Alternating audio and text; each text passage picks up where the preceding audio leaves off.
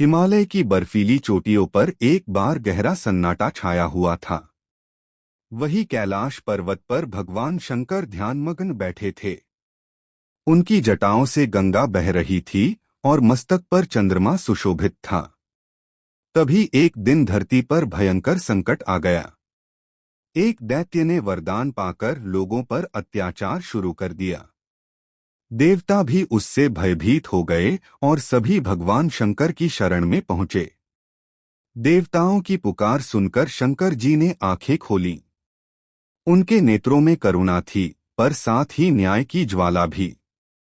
उन्होंने अपने त्रिशूल को उठाया और दैत्य का सामना करने चले गए। युद्ध भयंकर था, आकाश कांप उठा और धरती थर्रा गई। अंततः शंकर जी ने दैत्य का अहंकार नष्ट कर दिया और उसे मुक्ति प्रदान की। दैत्य का वध करने के बाद भगवान शंकर पुनः शांत हो गए। उन्होंने देवताओं से कहा, अहंकार ही सबसे बड़ा शत्रु है। जो इसे त्याग देता है वही सच्चा सुख पाता है। यह कहकर वे फिर ध्यान में लीन हो गए।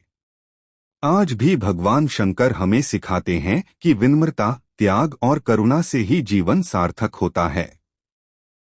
वे संहारक ही नहीं, बल्कि सृष्टि के सबसे दयालु रक्षक भी हैं।